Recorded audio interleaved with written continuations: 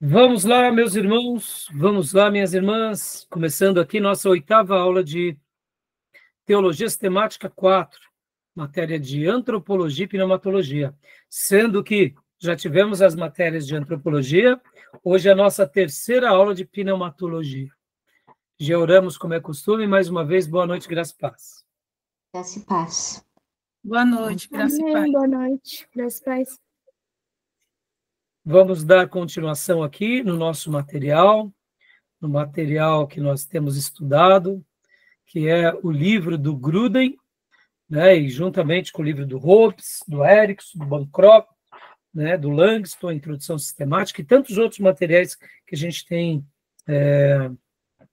utilizado, mas principalmente aqui o nosso livro-texto do Gruden, Wayne Gruden. Irmã Elisângela, deixa eu ver aí, seu livro chegou a nova edição para a irmã, né? Deixa eu ver. Chegou. Mostra para nós. Não está aparecendo. Isso, aí, ó. Encosta mais, encosta mais. Não, Eu acho que nossa, ele não deixa, né? Encosta assim do lado do rosto. Isso aí, deu sim, apareceu. Muitas vezes é o tipo, a teologia sistemática, joia. Não esquece de baixar tudo o que eles liberam, né? Essa é a nova edição, meus irmãos, inclusive, quem puder ir comprando, né? Mas não tem problema também quem tiver a edição anterior, tá? Eu ainda continuo utilizando a edição anterior, porque a maioria dos irmãos tem essa edição. No entanto, já fica a sugestão, né? Eu ainda não comprei porque estou esperando, né, baixar mais, porque eu quero comprar ela digital.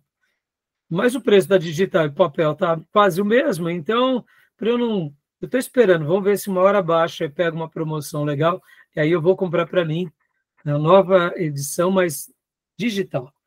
Eu gosto de tomar nota, né, e o meu livro está repleto de notas. E podem ver que eu guardo os meus livros com muito carinho, né? Tá bom? Então é isso aí, minha irmã, parabéns, viu? Lembrando que nós devemos sempre comprar as obras originais para abençoarmos os autores e as editoras. Tá bom, meus irmãos? Então é isso, meus irmãos. Quero lembrar a vocês que as nossas aulas são gravadas para que vocês possam estar utilizando esse material. Gravamos também essas aulas porque elas farão parte do currículo dos alunos em EAD e gravamos também para abençoar o maior número de pessoas que assistirem essas aulas. Tá bom? E vamos lá, vamos trabalhar, né? Só que eu gosto sempre de ler um texto com vocês que, antes de entrarmos, né, no assunto propriamente dito, vamos ler um texto rapidinho aqui, de um assunto que marcou muito a minha vida. Eu um dia estava numa aula de seminário, meus irmãos, que nem vocês estão. E naquela aula de seminário, realmente foi uma manhã maravilhosa. Durante um período da minha vida, eu passei por um momento bem nebuloso.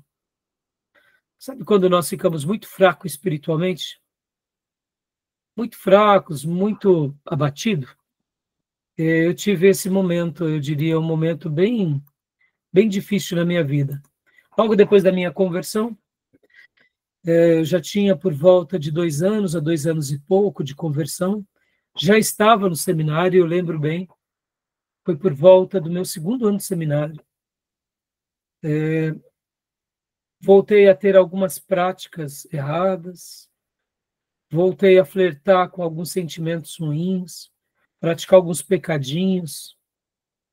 E eu lembro que eu estava prestes a, talvez, a voltar para trás. E eu lembro que eu estava num momento de muita crise comigo mesmo e já estava no seminário.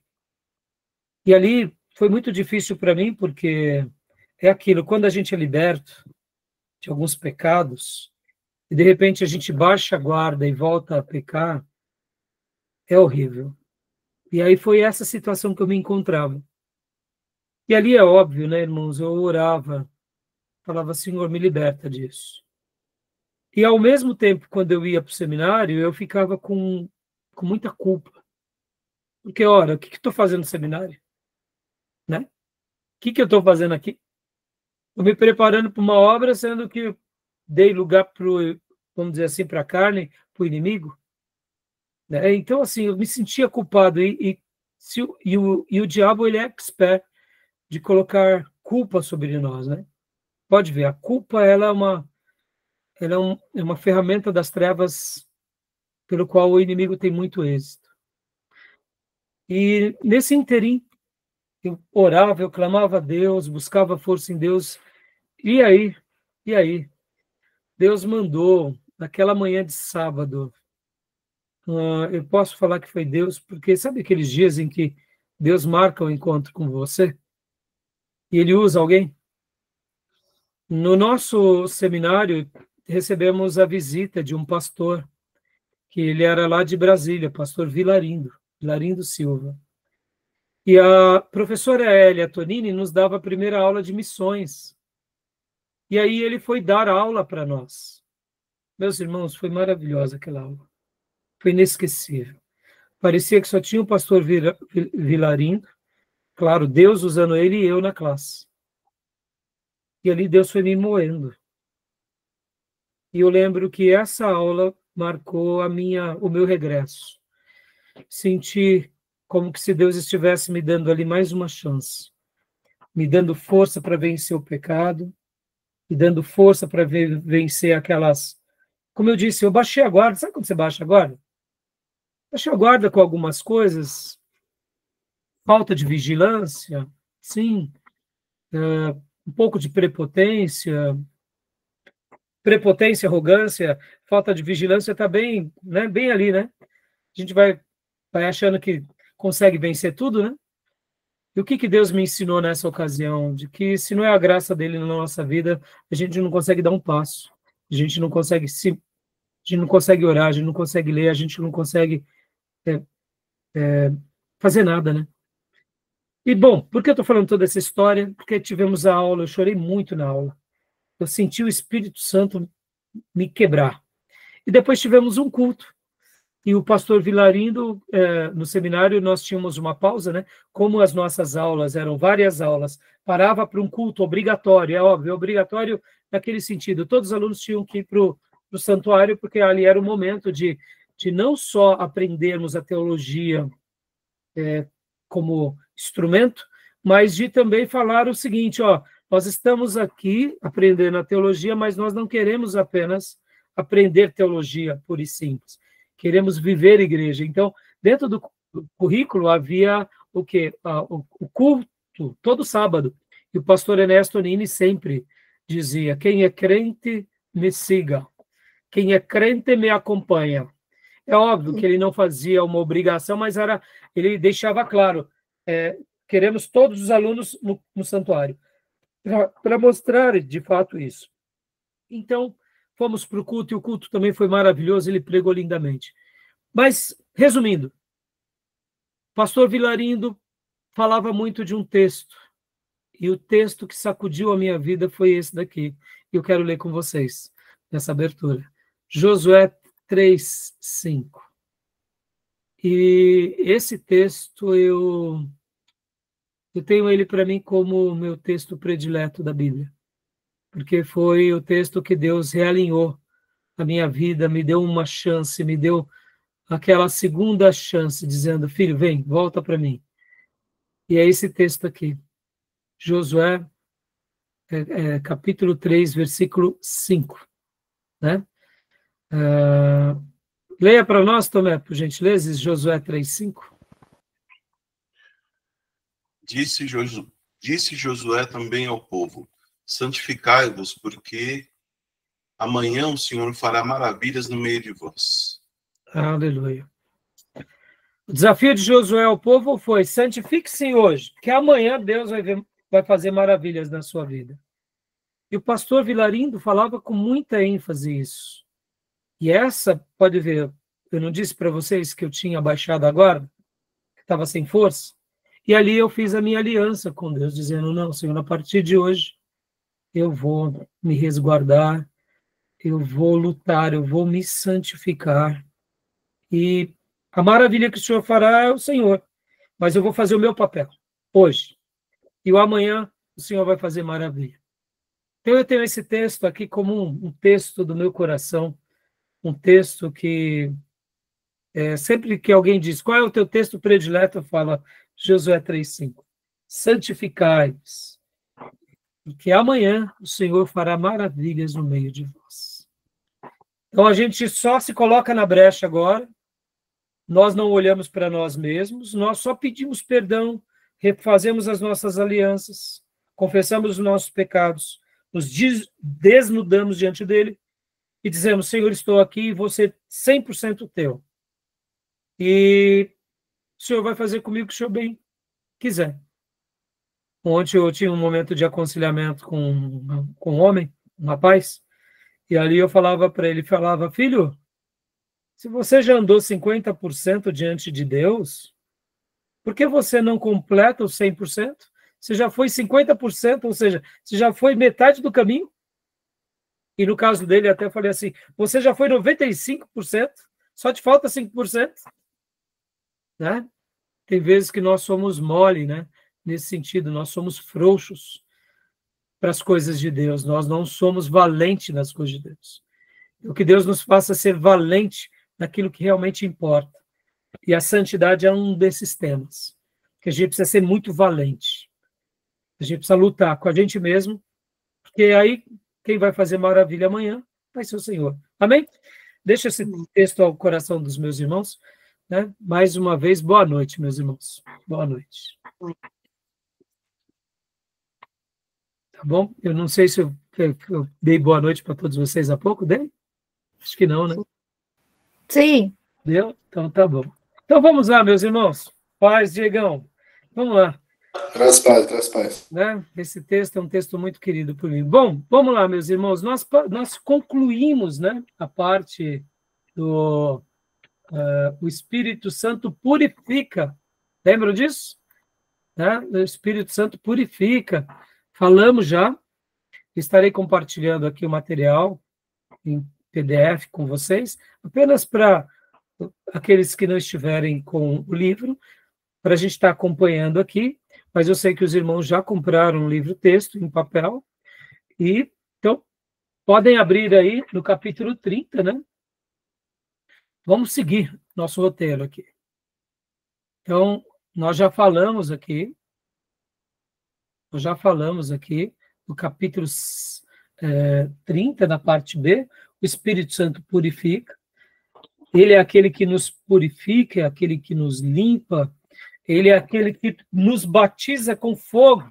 Vocês vão ver que no vídeo que eu passei para vocês do Nicodemos, ele explica um pouco sobre isso, né? Ele dá ali algumas diretrizes. Eu, particularmente, acredito que o fogo, que o batismo, o Espírito Santo nos batiza com fogo, e esse fogo, na minha concepção, eu sei que tem as duas leituras, que é a condenação, mas eu faço a leitura também do que da purificação mesmo. Podem ver que o Espírito Santo ele nos purifica, né? E ele vai limpando as nossas impurezas. Então, ser batizado com fogo, na minha opinião, não é apenas castigo, sentença, mas também purificação, né? É aquele processo da metanoia, da regeneração. Deus vai nos limpando. Como eu ensinei para vocês na matéria de hermenêutica, onde nós citávamos o seu Shed, quando ele dizia que a palavra de Deus é o chuveiro de Deus que nos limpa. Lembram? Né? É o chuveiro. Vós já estáis limpos pela palavra que vos tenho pregado. Ou seja, quando nós realmente temos a Bíblia sobre nós, ela vai nos limpando. Ora, e o Espírito Santo também vai nos purificando, dando essa ideia de que esse fogo é um fogo que purifica, na mesma semelhança do que aconteceu com Mesaque, Sadraque e Abednego. É um encontro com o Filho do Homem. A fornalha do Deus nos queima e não nos mata, mas ela nos limpa. Pode ver que é assim que o Espírito Santo faz conosco. Algumas coisas nós criamos novos hábitos, mas em outras coisas é Deus quem muda a nossa natureza, é Deus quem muda o nosso pensamento, é Deus quem muda os nossos corações. E eu particularmente faço a leitura de que o batismo com o Espírito Santo, que também é com fogo, é nessa dimensão de que algumas impurezas que aparentemente elas não são liberadas, né, por nós, ou que a gente não consegue se desvencilhar, o Espírito Santo faz isso na nossa vida. Tá bom? Então, a gente trabalhou aqui, né, nesse ponto. Alguma pergunta, alguma dúvida sobre esse ponto? O Nicodemos fala que o fogo ele fala naquela parte lá da palha, não sei o quê, que a gente vai ser queimado com a palha. Então, o fogo é para nos purificar. Sim, ali, irmã, o Nicodemos é porque ele vai fazer ali a leitura, inclusive quando o próprio João está usando a sua figura de linguagem, não é? Ele está dizendo que a palha vai ser queimada no fogo. Mas podem ver que o contexto também das palavras de João produzam frutos dignos de arrependimento. Ele está falando de arrependimento, de produzir fruto, porque aquele que não produz o fruto vai ser queimado como é a palha. E depois ele fala sobre Jesus, porque perguntam para João, você é o Messias? Você é um dos profetas? Ele diz, não sou nenhum profeta e não sou Messias. Aliás, eu não sou digno nem de segurar as sandálias dos pés dele. Eu batizo vocês com água, mas virá alguém que vos batizará, né, com o Espírito Santo e com fogo. Então percebam que ele já está apontando para Jesus, que Jesus é aquele que batiza com o Espírito Santo. Ou seja, Jesus é o possuidor do Espírito Santo. Jesus é o cumpridor de Isaías 11, Isaías 61. Ele tem o Espírito e agora ele compartilha. E esse Espírito Santo uma das figuras de linguagem de que ele também é apresentado para nós como vento e como fogo. Podem ver que o fogo queimava a sarça diante de Moisés, mas não consumia a sarça. E o fogo também agora, no dia de Pentecostes, vem juntamente com aqueles pedaços como línguas de fogo que repousam sobre cada discípulo. Ou seja, quem foi que enviou o Espírito Santo sobre a igreja? Foi Jesus. E esse Espírito Santo veio sobre a igreja, então fomos batizados com o Espírito Santo e com fogo, porque ali foi como língua de fogo. Então, quando João Batista proferiu, ele só disse a profecia: virá alguém maior do que eu, que vos batizará com o Espírito Santo e com fogo. Como isso ia acontecer, ele também não sabia. No dia de Pentecostes foi o cumprimento. Não foi? Veio o Espírito Santo e o símbolo não foi como de pombo, mas foi como línguas de fogo pousando sobre cada um. E o barulho do som de vento. Não tinha vento na casa. Era um barulho como vento. Legal. Hã? Pastor, eu pensava que quando essa parte aí do vento, eu achava que tinha dado um terremoto, veio um furacão, e aí... Um tufão, né? Um tufão, né? Um tufão.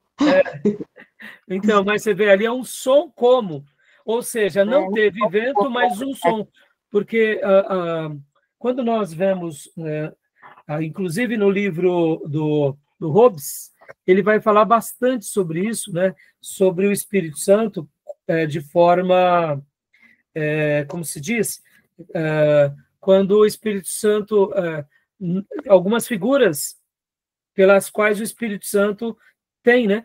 Vento, fogo, né? Então, percebam, é isso. Agora, irmãos, me entendam, tá? Aqui a gente está aprendendo junto, né? Essa é a minha leitura, é a minha maneira de entender, tá bom? Beleza? Tranquilo, meus irmãos? Mais alguma pergunta, né? Pastor, eu já ouvi do meio reformado mesmo, falando que esse batismo com fogo fazia referência ao contexto do início do capítulo, né? Que ele fala ali de condenação, quem vos livrará da ira vindoura. Pois é, então, mas eu não digo que está errado, Tomé, não estou dizendo que esteja, mas na minha opinião, eu acho assim, existe essa leitura que é muito interessante e pode até ser também, mas eu também não descarto o que acabo de defender. Porque, como eu disse para vocês, usando duas figuras de linguagem, a primeira da sarça. pode ver que ali, quando Deus se revela na sarça, a voz de Deus fala com Moisés de forma audível, e a sarça queima e mais não fumega. Ou seja, ela está queimando, mas não está pegando fogo. Havia um fogo santo naquela sarça, mas que não a consumia a sarça. A outra figura de linguagem é também o quê? Mesaque, Sadraque e Abidnego. Quando Nabucodonosor manda aquecer 7 vezes mais a fornalha, os homens que estavam ali aquecendo, e depois vêm os soldados, e os soldados morrem. Tamanha era a temperatura. Mas Mesaque, Sadraque e Abidnego caem dentro da fornalha e se encontram com Jesus lá dentro. Ou seja, era um fogo santo. E quando eles saem da fornalha, as suas roupas não tinham uma queimadura sequer, no físico e na roupa. Então, na minha opinião, a base bíblica também para... E a terceira comparação é o Pentecostes, que também foi um fogo, uma língua de fogo, que de fato repousou sobre eles. Na minha opinião, e é por isso que eu gosto da leitura, essa leitura, mas como eu disse, a outra eu não descarto. Sabe aquela ideia de que realmente vale várias interpretações? Mas assim, na minha opinião, o batismo com o Espírito Santo, quando se diz ali as palavras de João Batista, Espírito Santo e com fogo, é um fogo que purifica, é um fogo que queima, é um fogo que arde, é um fogo que dissolve as impurezas dessa vida e, quem sabe, a carne. Por isso que os apóstolos, depois da experiência do batismo com o Espírito Santo, eles se agigantam. Por que eles se agigantam? Porque agora era o próprio Deus com eles, né? A terceira pessoa da Trindade ali dentro deles e ao lado deles. E eles se tornam esses protagonistas, cheios do Espírito Santo. No entanto, como eu disse, não tem problema, viu, também? São opiniões, né? E não tem... Vamos embora, né? São maneiras em que a gente vai aprendendo, né? Tá bom? Beleza, meus irmãos? Então vamos lá para o outro ponto, que agora é esse daqui. Mais alguma pergunta, alguma colocação, meus irmãos? Querem fazer mais alguma pergunta, alguma colocação? Não? Então, joia. Vamos lá, meus irmãos. Então, só abram então o livro de vocês, né? O Espírito Santo revela. O Espírito Santo revela.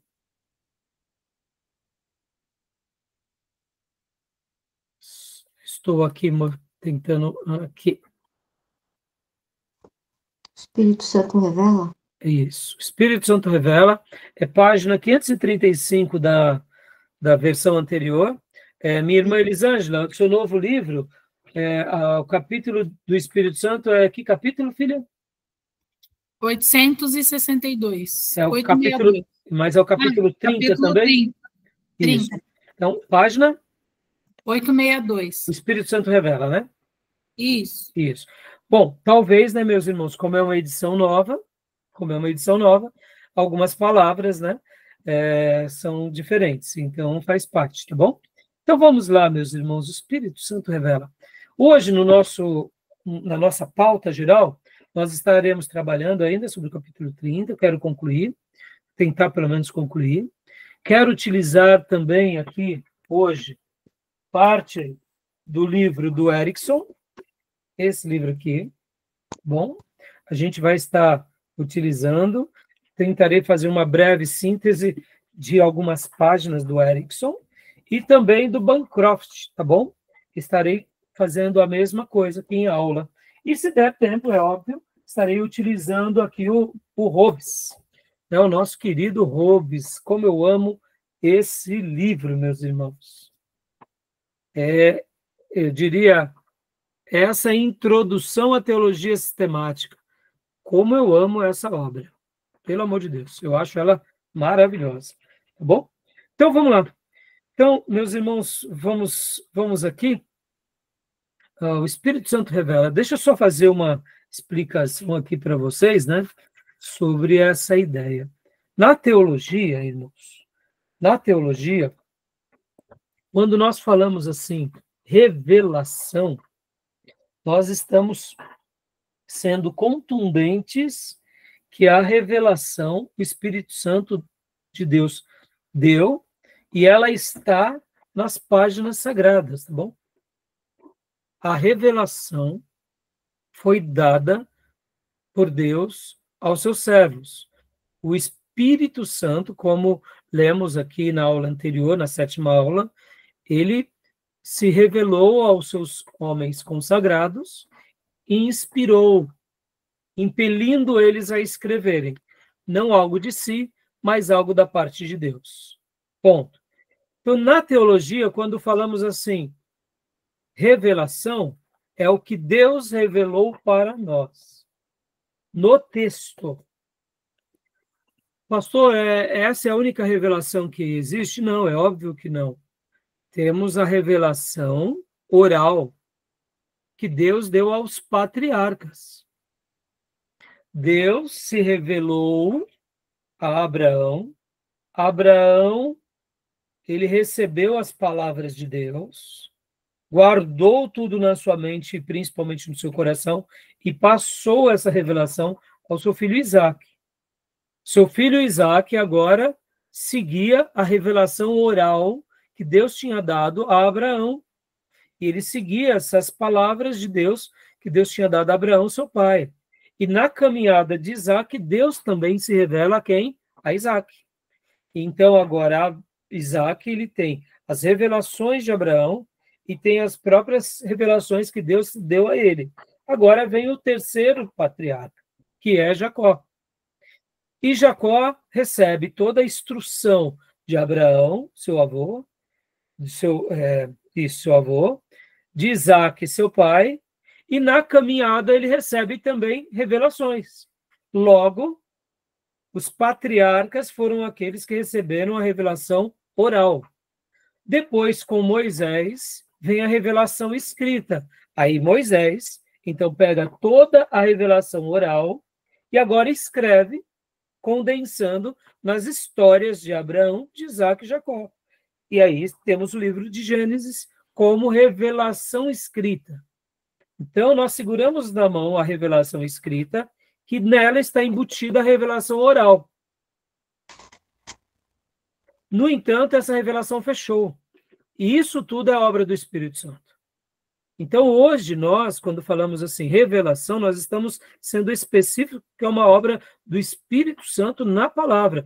Por isso que quando alguém prega a palavra, ele já está sendo um profeta. Porque ele está falando da grande profecia de Deus. Todo pregador bíblico, ele é um profeta. Porque ele está falando em nome de Deus. E por que ele se torna um profeta? Porque ele não fala dele próprio. Ele ensina o quê? A palavra. Tá bom até aí? Tranquilo? Essa revelação foi fechada. Então, hoje nós, quando lemos a Bíblia, nós temos o quê? Uma iluminação na revelação. Ou seja, nós não temos novas revelações. Se eu tivesse uma nova revelação, o que Deus está falando para mim, a gente ia colocar aqui junto com as páginas da Bíblia. Está entendendo? Pode ver que nas religiões que se enveredam e se tornam seitas, é por isso. Eles começam a ter novas visões, não é assim? Novas revelações. Então, hoje, o que nós temos como servos de Deus e como os nossos irmãos do passado, o que eles tinham? Eles tinham um entendimento na revelação. E o nome que se dá teologicamente para isso é iluminação. O apóstolo Paulo vai dizer à igreja que os vossos corações sejam iluminados na palavra. Ou seja, o que Paulo já estava ensinando nos seus dias?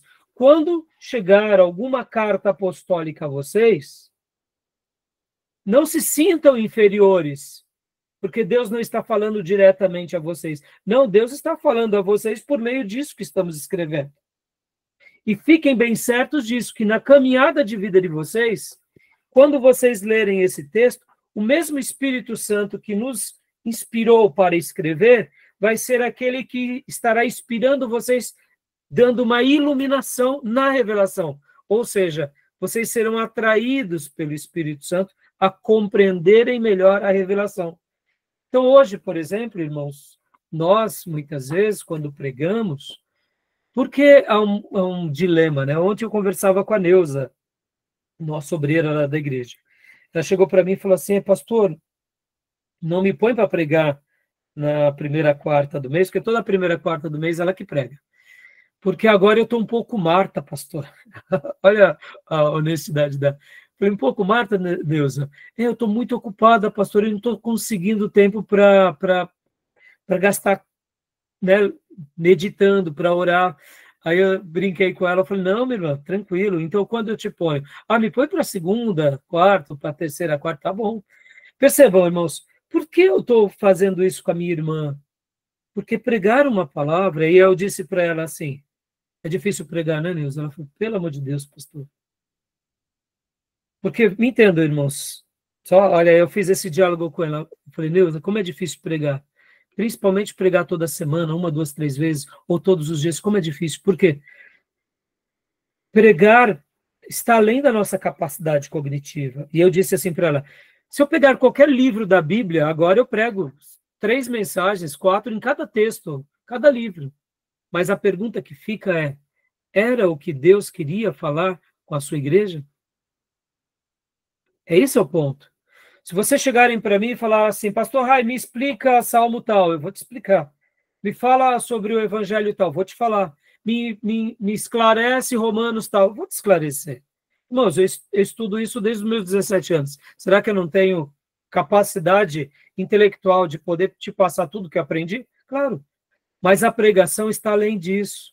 Porque na pregação, nós não estamos apenas passando uma instrução sagrada. Nós estamos entrando diante de Deus em oração, pedindo, Senhor, o que o Senhor quer falar com o teu povo? Com o teu aprisco. Senhor, eu estou aqui, porque temos 66 livros, centenas de capítulos, milhares de versículos. E qual é a tua palavra para a tua igreja naquele dia? Aí que entra o que é mais difícil. É entender de Deus, é entender pelas páginas sagradas.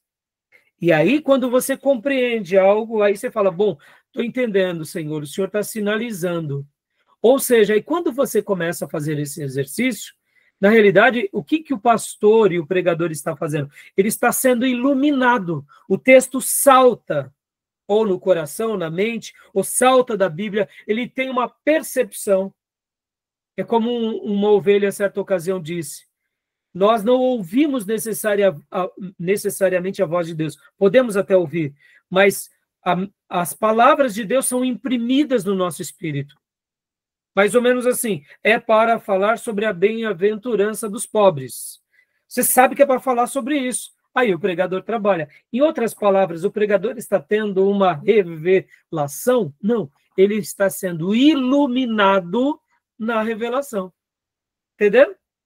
Então, teologicamente, tudo que fazemos aqui é ser iluminados. E quem é que revelou as Escrituras aos apóstolos e profetas? O Espírito Santo. E quem é que nos ilumina? É o Espírito Santo de Deus. Entendeu?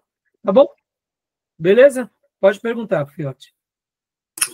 Não, mas eu só falando em relação a isso aí que você falou, isso daí é importante porque eu lembro quando a gente estava fazendo homilética, tinha a partir do livro lá que falava que a gente tinha 4 passos, 4 passos, e um dos passos era apresentar diante de Deus a sua pregação, para realmente saber se era aquilo, né? Porque às vezes eu não tinha esse costume, né? Eu comecei a fazer depois que eu aprendi. Mas às vezes tem coisa que Deus está falando que é para mim. Às vezes não é para a igreja, né? Às vezes é para mim se consertar. Ó, a machadada é em você, não é na igreja, não. Exatamente, filhote. E esse exercício, ele é muito lindo, meus irmãos. Porque tem vezes que Deus está falando comigo algo que é só para mim. Deus está consertando a minha vida em alguma área. E aí eu vou pregar 3 meses depois. Depois que eu venci aqueles obstáculos. E aí, deixa eu até... Bom, quem não fez ainda homilética, vai fazer, vai se deliciar, porque é uma delícia essa matéria. E aí, pastor, e quando o pregador acaba pregando algo que ele não está vivendo na íntegra? Seja humilde. Só isso. Meus irmãos, hoje eu vou estar falando sobre oração, mas eu me incluo na necessidade de orar, eu preciso orar. Seja humilde, entendeu? Nenhum problema. Geralmente não fica muito bom isso. Você precisa romper o obstáculo da oração para poder ensinar com a autoridade. Sabe aquela questão? Vence você primeiro para depois falar para os outros. Para a gente não cair no vício da hipocrisia, né? Faço o que eu te digo, mas não faço o que eu faço. Isso é hipocrisia, né? Mas alguns momentos, por exemplo, quando a gente fala sobre santidade, meus irmãos, eu posso dizer, a gente acabou de falar o ponto anterior, o Espírito Santo purifica. E, irmãos, eu quero continuar crescendo em santidade até o meu último dia de vida.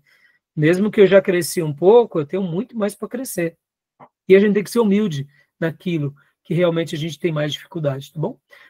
Beleza, diga. É isso aí, filho. Tem vezes que a espada, antes de cortar lá, corta aqui, né? Ela é de 2 gumes, tá, irmão? Você tá batendo aqui, ó, você tem que se abaixar, senão você arranca a sua cabeça. Fala, Bia. Fala, Elisângela. Não, pastor, é relacionado essa parte que você falou de revelação, né? Que as pessoas, tem alguns pregadores que falam, revelação, revelação. Isso seria, então, por falta de um estudo, ou porque... eu imagino que é por falta de um estudo, né? Para falar, porque a maioria fala que é revelação. A gente pode, Fia, até... Eu já falei muito isso daí também. Isso, muitas vezes, até eu mesmo, no calor da oratória, ao invés de falar iluminação, eu falo revelação. Mas a gente, quando está ouvindo um pregador, e ele fala, irmãos, eu quero trazer para vocês aqui uma mensagem que Deus me revelou, eu posso usar esse termo de forma simplória, mas teologicamente não é correta. Um seminarista vai usar o termo correto.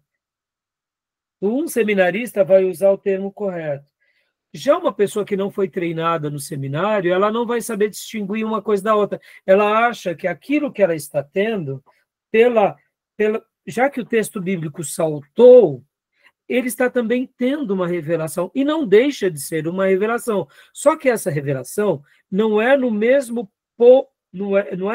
pé que a revelação sagrada. Porque a revelação sagrada já está fechada, ou seja, a revelação sagrada é aqui, ó. A gente está tendo uma revelaçãozinha aqui.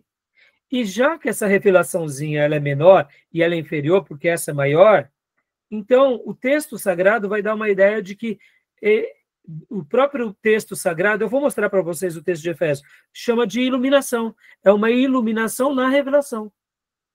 E aí fica bem claro para nós. Porque, irmã, se eu estou tendo uma nova revelação do Espírito Santo, essa revelação eu posso acoplar ela à página da Bíblia.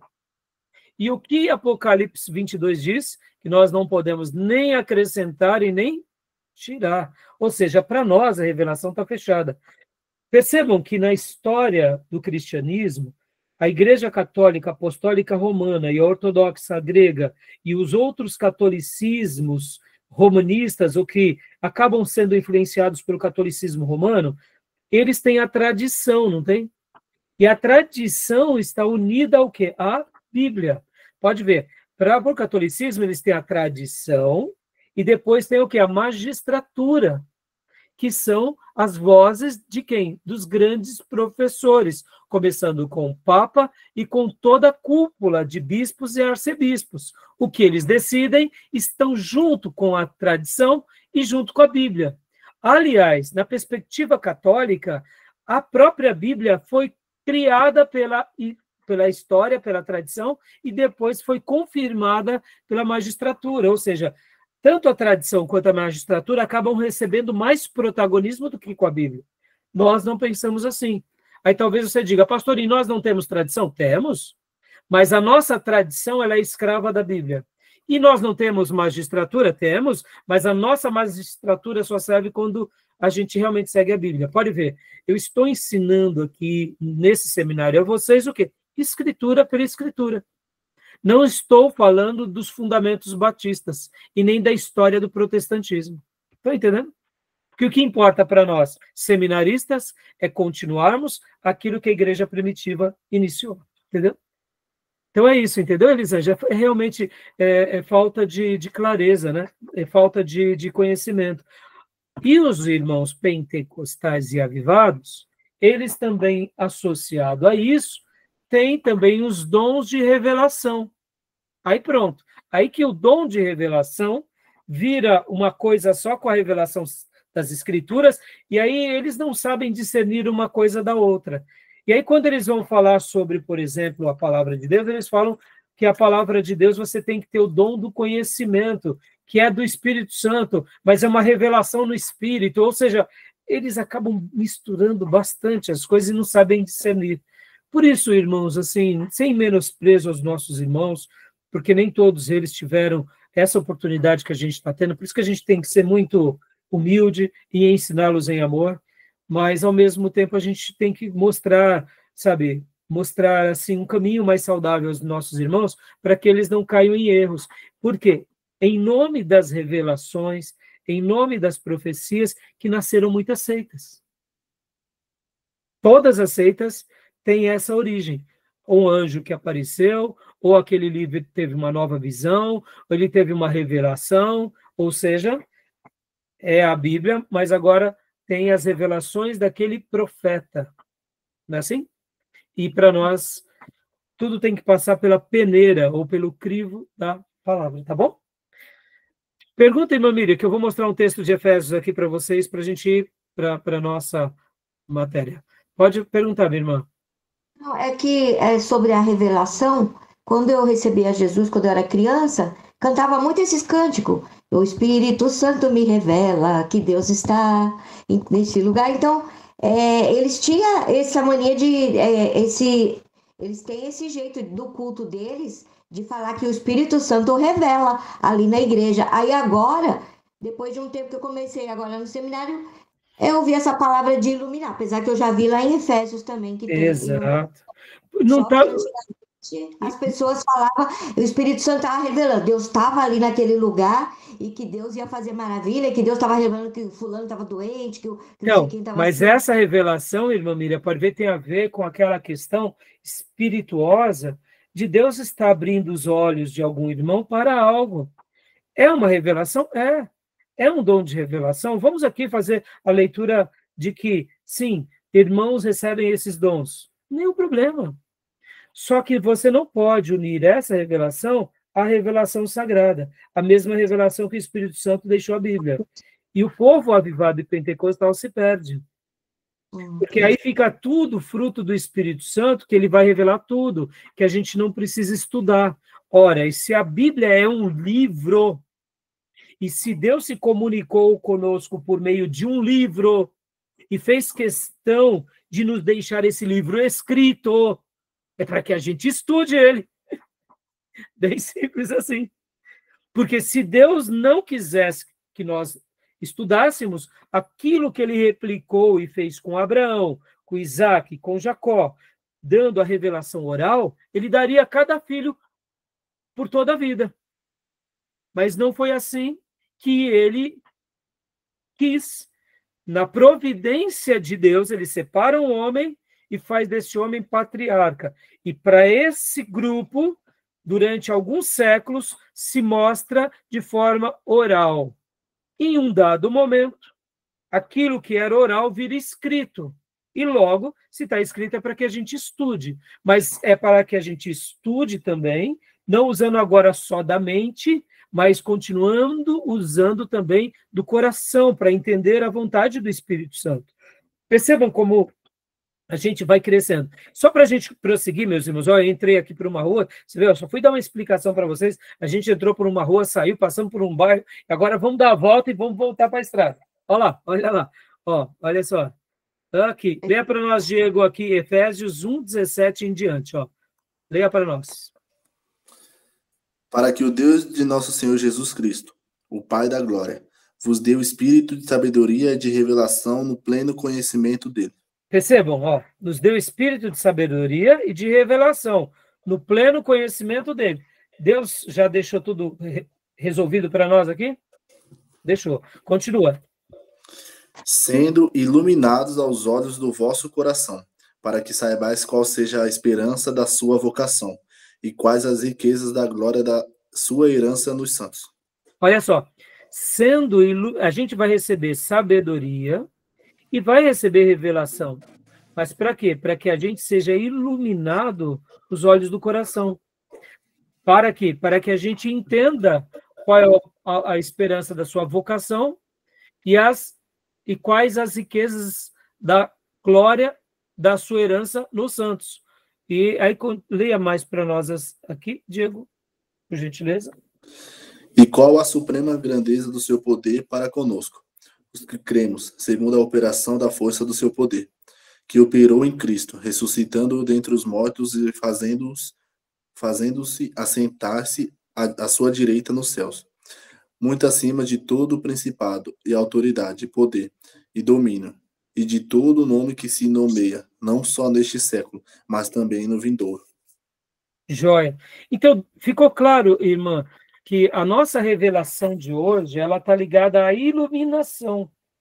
Não tem problema você ter... A palavra revelação, me entendam, irmãos, a gente tem que fazer essa classificação. A revelação que Deus deu aos apóstolos e discípulos e profetas, ela foi já fechada. Ela é incomparável. Nós não podemos nem acrescentar, nem tirar, e nem ensinar nada que falte a ela. Pode ver que Jesus ele vai ser categórico, nos ensinando essa questão. Passarão os céus e a terra, mas as minhas palavras não. Essas palavras vieram do Espírito Santo, foram reveladas. A nossa revelação, ela está mais ligada a esse entendimento, onde o nosso coração é iluminado, os olhos do coração. Vem cá, tem olho no coração? Não. Mas poderíamos dizer que espiritualmente ele enxerga. Quando ele recebe de Deus o quê? Sabedoria. Quando ele recebe revelação no pleno conhecimento dele. Como nós hoje temos o conhecimento de Deus? Aqui. Essa palavra. Pela palavra. Ficou claro? Tudo bem até aí? Vamos voltar para a estrada? Beleza? Mais alguma pergunta, alguma dúvida? Não? Então vamos lá, meus irmãos, para a gente correr, tá? Vamos lá. O material, livro, texto. Então o Espírito Santo revela, né? Revelação para os profetas e apóstolos. Leia para nós, irmã Elisângela, o seu livro, texto, só as primeiras linhas, até 1 Pedro 1:21. Segunda Pedro. Revelação a profetas e apóstolos. No capítulo 4, analisamos a obra do Espírito Santo de revelar as palavras de Deus aos profetas do Antigo Testamento e aos apóstolos do Novo Testamento, em muitos casos, de tal maneira que eles podiam ser colocados literalmente nas Escrituras. Números 24:2, Ezequiel 11:5, Zacarias 7:12.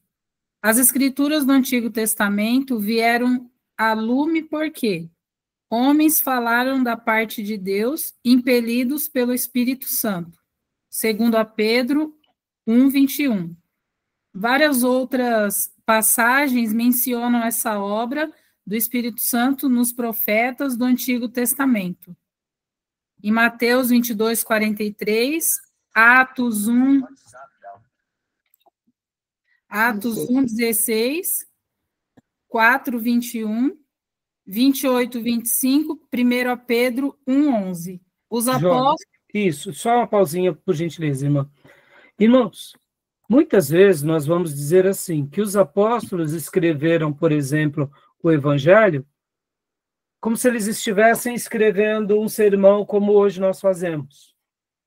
E, de repente, a igreja começou a pegar aquele texto e eles entenderam que ali era uma palavra da parte de Deus. Muitas vezes nós temos uma visão um pouco romântica e até infantilizada disso. Eu quero te dizer que não foi assim.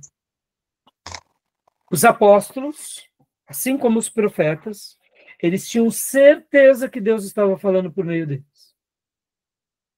Absolutamente convictos. Deus está me dando uma palavra.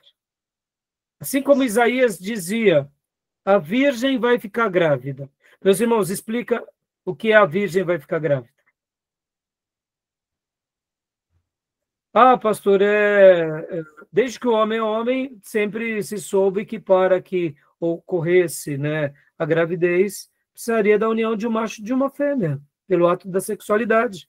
Simples assim. Nos animais, nos pássaros, né, até mesmo a gente vê isso em besouros, e em toda a criação. E como um profeta poderia abrir a sua boca e dizer isso? Porque ele tinha certeza que aquilo tinha vindo de Deus. Assim como o relógio de Acaz retrocedeu, assim foi as profecias dos servos de Deus durante toda a Escritura. Quando o próprio Isaías, profeta Isaías, disse que um menino se vos deu, um filho se vos deu, um menino vos nasceu, e todo o governo estará sobre os seus ombros, e o seu nome será maravilhoso, conselheiro, Deus forte, Pai da eternidade, príncipe da paz. O que ele estava dizendo ali em Isaías 9:6? Que nasceria um menino um dia, e esse menino seria extraordinário, e a obra desse menino seria algo que se igualaria àquilo que é maravilhoso, aquilo que é especial. E então, assim, ele faz uma citação profética sem medo algum. Vai nascer um menino. E o governo de todas as coisas vão estar sobre o ombro desse menino.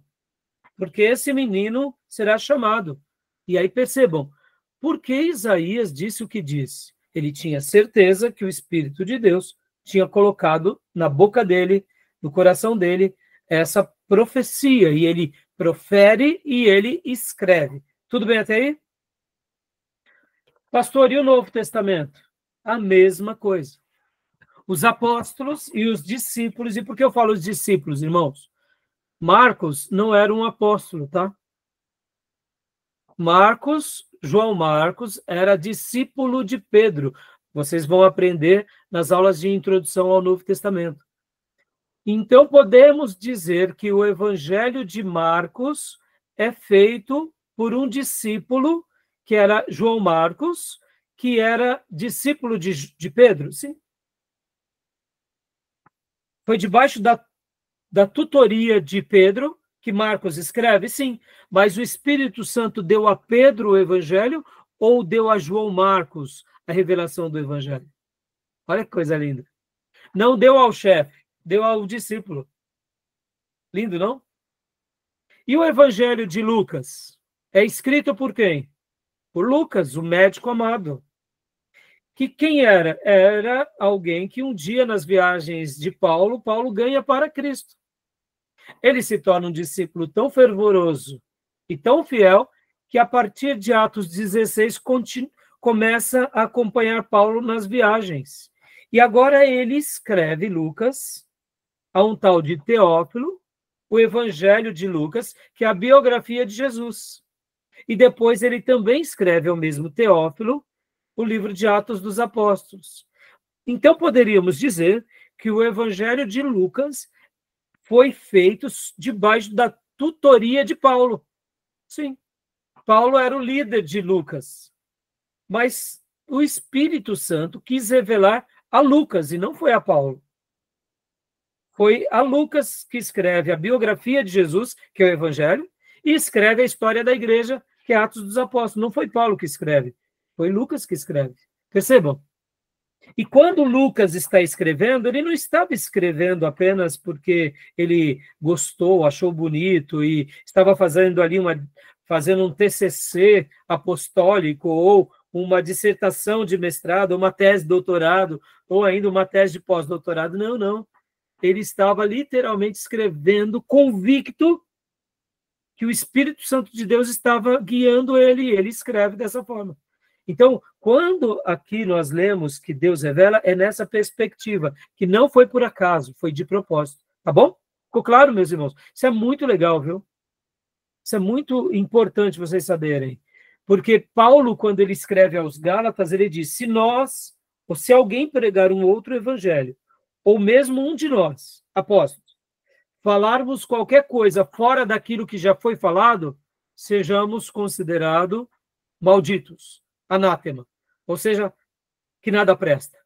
Então, os apóstolos, eles sabiam que dessa última revelação, eles estavam sendo ali os instrumentos de Deus. E isso tudo foi acontecendo em tempo real, tá, meus irmãos? Enquanto a igreja primitiva estava sendo ali inaugurada. Lembra que na última aula eu disse que o Espírito Santo era o grande líder da igreja primitiva? Hoje eu ainda vou continuar falando um pouco sobre isso, tá bom? Então, tudo bem? Tudo bem até aí? Elisângela, só conclui esse parágrafo para nós, a partir do ponto que a irmã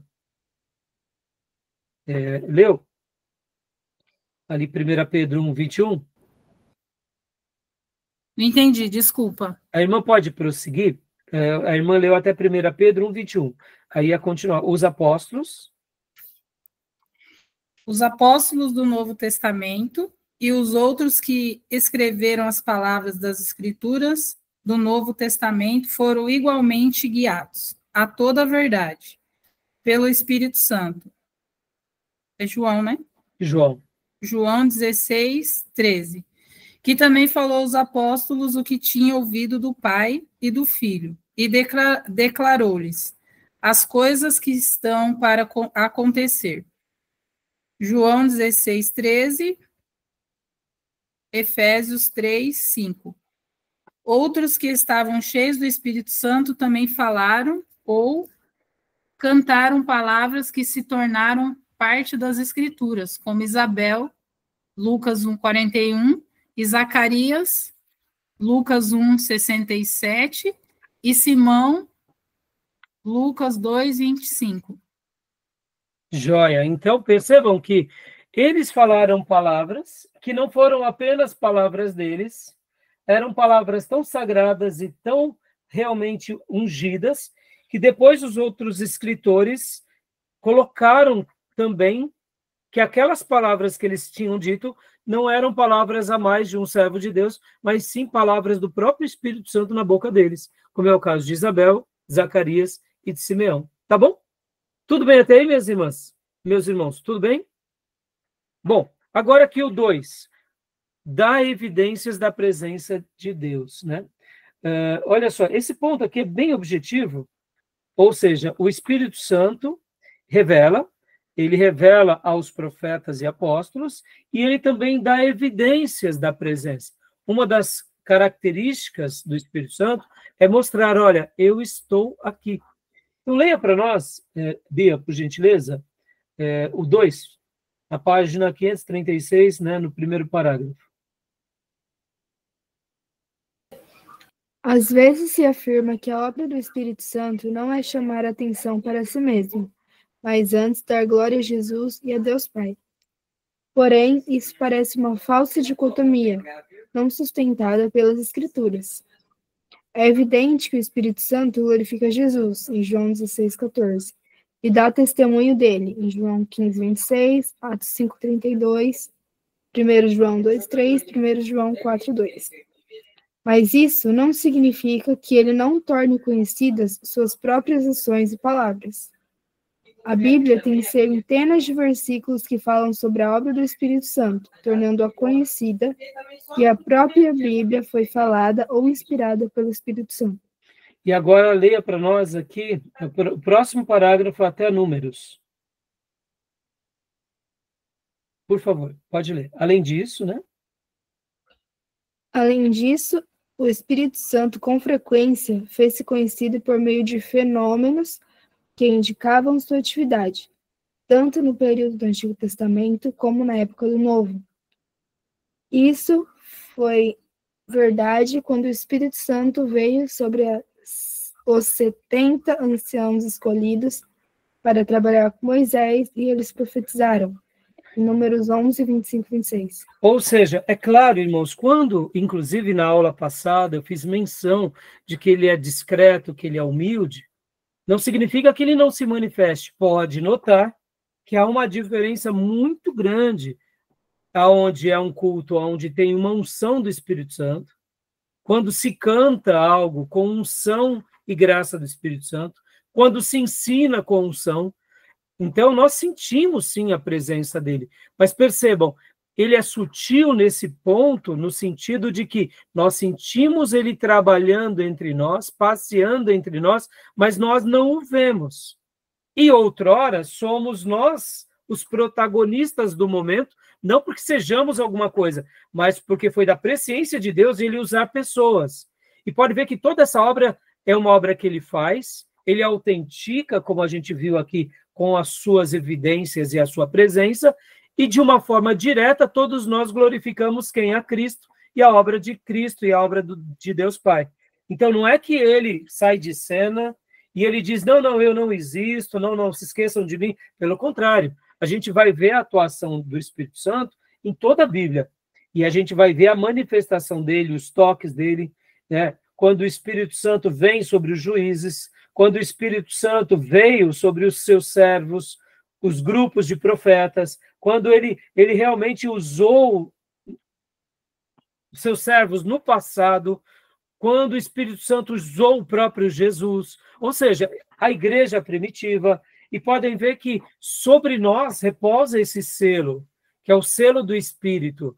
Então, nós não podemos desvinculá-lo. Né? Quando eu mencionei na última aula essa característica da singeleza, da humildade, não é dizendo que ele não aparece, mas é mostrando que, se nós não tivermos cuidado, a gente acaba se esquecendo dele, porque ele é invisível.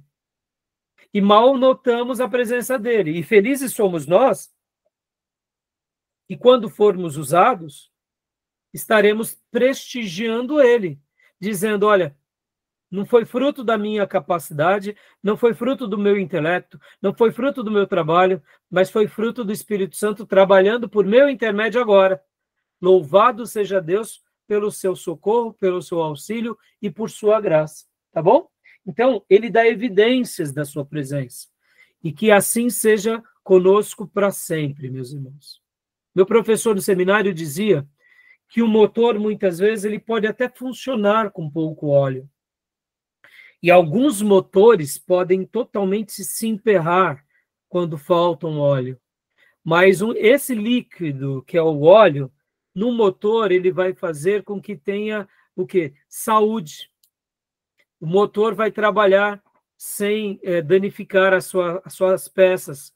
Por quê? Porque essa sutil lubrificação fará com que a máquina funcione. E assim somos nessa figura de linguagem também. Percebam que nós precisamos dessa graça, dessa unção dele, para que o nosso trabalho não vire um trabalho apenas humano e enfadonho. Quando trabalhamos para Deus sem a força do Espírito Santo, é muito sacrifício, é muita sofrência, é um desgaste sobre-humano, é como se a obra de Deus estivesse nos aniquilando. Mas quando temos o Espírito Santo, fazemos o mesmo trabalho e sentimos gozo, alegria, e não sentimos que a obra de Deus está nos destruindo. Pelo contrário, sentimos que Deus está nos aperfeiçoando. E mesmo quando consumidos na obra, ainda assim sentimos o toque e a graça dele sobre nós. Percebam, nós dependemos o tempo todo do Espírito Santo, tá bom? E o último ponto, leia para nós aqui, Beatriz, o último parágrafo desse próprio capítulo, né? Da parte 2, que diz assim, parece mais exato, portanto, dizer que, embora o Espírito Santo glorifique Jesus, ele também muitas vezes chama a atenção para sua obra e dá evidências reconhecíveis que manifestam sua presença. De fato, parece que um de seus propósitos principais na era da nova aliança é manifestar a presença de Deus, dar indicações que tornam clara a presença de Deus. E quando o Espírito Santo opera em várias maneiras que possam ser percebidas por crentes e incrédulos, isso encoraja as pessoas a crer que Deus está perto, trabalhando para cumprir seus propósitos na igreja e para abençoar seu povo. Então, meus irmãos, percebam que, de uma certa medida também, ele está revelando. O que ele está revelando entre nós? Ele está revelando que ele se faz presente, que ele autentica, que ele evidencia aquela obra. E quando isso acontece, as pessoas notam. Para a gente finalizar aqui, para a gente ir para o intervalo, eu me lembro bem de uma história de Martin Lloyd Jones. Se eu não me engano, ele registrou isso no livro dele chamado Avivamentos. Se não me falha a memória, não. Ou foi no Pregação em Pregadores, agora eu não me recordo. Eu sei que eu li dele esse assunto. Martin Lloyd Jones comenta que, certa ocasião, havia uma mulher que era espírita e via uma multidão sempre subir a rua, todo domingo, para um determinado assunto. E aquela mulher, que tinha, que era uma espírita praticante, uma médium, ela perguntou, certa ocasião, para aquelas pessoas: onde vocês estão indo? Aí elas diziam: nós estamos indo adorar a Deus, lá na igreja de Westminster, com o reverendo Martin Lloyd Jones. Estaremos indo ver um culto. Aí um dia ela falou: eu vejo tanta gente indo, eu vou também. Essa mãe de santo disse... bom, ela foi ver o culto, depois tornou a ir de novo. Chegou um dia que ela entregou a vida dela a Jesus, pediu para ser batizada e ela se tornou uma cristã e parou de praticar o espiritismo. E perguntaram para ela, falaram para ela: o que te fez sair, do espiritismo e se tornar agora uma cristã? Ela falou assim: o que me fez se tornar uma cristã foi o seguinte: eu entrei aqui na igreja. E quando eu vi aquele pastor pregar, eu sentia que tanto a atmosfera da igreja, durante os hinos, o ambiente, e principalmente durante a pregação, eu notava um poder santo. Um poder santo. E aí perguntaram para ela: mas como assim um poder santo? Ela falou assim: é porque no espiritismo eu sempre estive envolvida com o sobrenatural. Então eu sempre vi coisas sobrenaturais. Mas eu nunca tinha me deparado com um poder sagrado, com um poder divino, com um poder puro. E quando eu estive ouvindo o Evangelho sendo pregado, eu, pela primeira vez na minha vida, percebi um poder divino, um poder santo, um poder puro. E eu disse para mim: eu quero isso para a minha vida. E ali, então, eu entendi que, ao seguir Jesus, eu receberia tudo isso e que esse era o caminho de Deus. E, resumindo, ela entrega a vida dela a Jesus. O que foi isso que aconteceu na vida dela, meus irmãos? As evidências da presença de Deus numa igreja bíblica. Pastor Martin Lloyd Jones, ele era o detentor do Espírito Santo? Claro que não. A igreja de Westminster é detentora disso? Claro que não. Mas aonde o Espírito Santo de Deus está, ele faz questão de dar evidências. Porque no momento que ele dá evidência, ele trabalha no coração das pessoas. E uma das coisas que as Escrituras dizem é que aonde o Espírito Santo de Deus, aonde realmente há uma presença abundante do Espírito Santo de Deus, ele revela os segredos dos corações. Essa mulher, ela tinha sede de Deus, do Deus vivo, e ela buscou nas coisas erradas. E no momento em que ela foi buscar a Deus numa igreja, ela entendeu que ali havia um poder sagrado. E esse poder sagrado, como eu digo, não é nosso. É apenas um cumprimento daquilo que fazemos quando estamos no centro da sua vontade.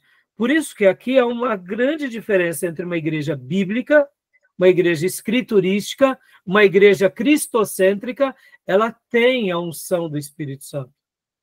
De uma forma, de uma maneira, de algum jeito, o Espírito Santo dará evidências da presença dele naquele lugar. Por isso que se torna muito diferente algo que realmente está no centro da vontade de Deus e algo que não está no centro da vontade de Deus. Porque aquilo que alegra a Deus, Deus dá evidências da presença dele. Tá bom, meus irmãos? Por isso que o povo de Deus muitas vezes até sofre. E não liga em estar sofrendo, porque aquele sofrimento faz parte do processo onde Deus vai ser glorificado. E é por isso que os apóstolos apanhavam, eram eram colocados nos cárceres, e ainda eles diziam: nós louvamos a Deus pela oportunidade de poder sofrer pelo Evangelho. Porque aquele sofrimento que eles estavam passando era segundo a vontade de Deus. Não é que eles eram masoquistas, tinham prazer pelo sofrimento ou pela dor, não. Mas eles entendiam que aquele sofrimento era do agrado de Deus. Em outras palavras, o Espírito Santo sempre dará evidências da sua presença. Maravilhoso ou não? Me permita, tá? Para que a gente glorifique a Deus. Quantas são as vezes que vocês sentem a presença de Deus entre nós? Não é assim? Quantas são as vezes, meus irmãos? Eu não falo para vocês. Eu estou aqui preparando as aulas de vocês, eu fico chorando. E aí eu fico pensando, né? Hoje mesmo, fui várias vezes tocado pelo Senhor. E aí eu digo, se os meus irmãozinhos soubessem da classe, que não é eles que estão sendo abençoados, sou eu. Porque eu estou sendo abençoado 2 vezes, eu estou ouvindo dele para passar para eles, entendeu? Então a gente muitas vezes pensa, né? A obra de Deus, ela é penosa, ela é sacrificial, ela é árdua. É verdade. Mas vem cá, a gente está fazendo a obra de Deus da forma que Deus quer, fique tranquilo. Haverá evidências da presença de Deus entre nós por meio do seu Santo Espírito. E nós, pastores, sofremos bastante, tá bom? Vocês precisam de orar por nós. Mas nós somos abençoados, eu diria, 2 vezes. Quando recebemos dele, quando temos esse momento de comunhão e depois que passamos. E isso é para quê? Para nossa glória? Jamais. Estamos todos aqui como ovelhas do aprisco, glorificando a Deus. E que assim seja para sempre, nesse seminário, nas nossas igrejas e na nossa vida. Não é verdade? Ele dá evidências. Aleluia. Agora, quando ele não está dando evidência, vamos botar o joelho no chão, tem alguma coisa errada. É ou não é? Tá bom, meus irmãos? Vamos para o intervalinho agora, para a gente dar uma pausa, né? Sim. Vocês veem, irmãos, a gente está indo com tanta calma aqui nesses textos, né? E dá para a gente ir degustando, né? Esses assuntos sem pressa. Mas vamos lá, a gente vai ter que correr um pouco, porque hoje é a nossa 8ª aula e a gente vai ter a 9ª aula, 10ª aula, 11ª. Eu tenho que acabar tudo isso em hoje mais 3 dias, entendeu? Então, vamos ter que correr. Fechado? A gente vai até que capítulo, pastor? Não, eu vou tentar hoje zerar aqui quase todo o capítulo 30. Aí depois a gente vai ter os outros capítulos do Gruden. Lembra que nós tínhamos o material, né? Na volta do bloco, eu vou passar para vocês os outros capítulos, né? E aí, hoje, assim, perceba, a gente vai estar lendo todas esses capítulos e trabalhando juntos, né? Tá bom? Que eu vi que mais para frente, no capítulo 52, ele vai falar de novo do Espírito Santo, né? Então, tanto no 52, quanto também nos outros capítulos que eu tinha passado para você, que é o 52, e também aqui o capítulo 39 e o capítulo 53. 52, 53 e 39. Entendeu? Então, a gente vai ter que trabalhar esses temas todos. A gente precisa correr. Tá bom? Percebam, eu tenho muita cautela de ir com esse tópico aqui com vocês, irmãs, irmãos, porque lembra que nas primeiras aulas de pneumatologia falamos que a igreja se esqueceu muito do Espírito Santo e acaba não lembrando dele, e acaba muitas vezes, quando vai tocar no assunto dele, vai para a questão dos dons, e aí começam a ter os seus pontos de vista antagônicos, e aí os irmãos tradicionais não querem aprender com os pentecostais de contrapartida e de bico também não querem aprender com os tradicionais, e todo mundo perde. Por que perde? Porque eu deixo de aprender com o meu irmão. Então, aqui é um pensamento ganha-ganha, meus irmãos. Vamos aprender com os nossos irmãos históricos, reformados, pentecostais, avivados, vamos aprender, e vamos ouvir todos eles, e vamos orar, e vamos mergulhar nas Escrituras, ouvindo tudo e retendo o que é bom, e vamos deixar as Escrituras falar conosco. Eu, particularmente, penso dessa forma e espero que os irmãos assim também o façam, tá bom? Fechado? Diga, Bia, pode perguntar, antes da gente fechar a gravação. Eu queria complementar nessa parte da revelação, que é até um ponto para a gente avaliar, né? Porque se Deus está revelando, mas só revela a mesma coisa, tem alguma coisa estranha, né? Porque geralmente Boa. quando revela só as mesmas coisas, as mesmas palavras, sendo que a Bíblia é enorme.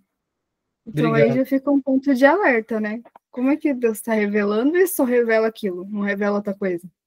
Eu lembro que tem até uma piadinha, Bia, que tinha uma profetisa, né, numa igreja, que aí é aquilo, né, irmãos? Essas coisas, elas chamam a atenção de muitas pessoas. Nós temos, como brasileiros, uma matriz, nossa formação como identidade, sociedade, temos o catolicismo, depois temos a matriz africana e agora, mais recentemente, o protestantismo. Mas percebam que a nossa matriz ela é religiosa, católica e é africana, né? Então, nós somos um povo que gostamos do místico, que gostamos do sobrenatural, está no nosso DNA de brasileiro. E tudo que é levado a isso chama a atenção das pessoas. Por isso que muitas igrejas trabalham com isso. E é uma pena, porque eles se enveredam pelas motivações erradas. Numa verdadeira igreja bíblica haverá um poder sobrenatural? Vai, mas é o poder do evangelho, não é o poder dos homens, não é o poder, né, das religiões, do misticismo. Percebam. Então, eu sou aberto, e vocês sabem, eu sou de uma linhagem avivada. Eu nasci numa igreja assim, mas eu fui treinado numa igreja tradicional e amo a doutrina reformada. Então, eu procuro aprender com todos eles e procuro notar onde estão os exageros e aquela parte onde eles, de repente, não dão muita ênfase. E assim a gente vai vivendo. Então, conta uma história de uma profetisa que estava lá na igreja, né, aquela fila grande, e ali todo mundo, Deus fala comigo, Deus fala comigo, Deus fala comigo. E aí tinha, assim, o terceiro da fila, né, a fila ia andando, né, mas o terceiro da fila era o genro da profetisa, né? E ali as pessoas, Deus fala comigo, Deus fala comigo. E de repente a profetisa disse assim, calma, meu genro, eu tenho uma palavra para você, meu genro. Como se Deus tivesse genro, né? Entendeu? Deus tem genro. Então, calma, meu genro, calma que eu tenho uma palavra para você. Para, se é Deus falando, Deus não tem genro. Deus tem servo.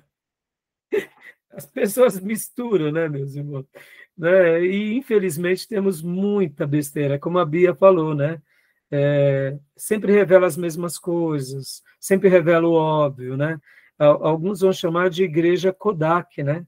Tem revelação de 1 em 1 hora, né? Lembra que antigamente a gente tirava as fotos e ia na loja para revelar?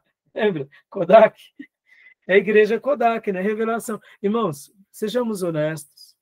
Na igreja apostólica era revelação o tempo todo. Entre as escolas dos profetas era cura o tempo todo. Não, meus irmãos. Na realidade, o grande milagre de Deus não está apenas nisso.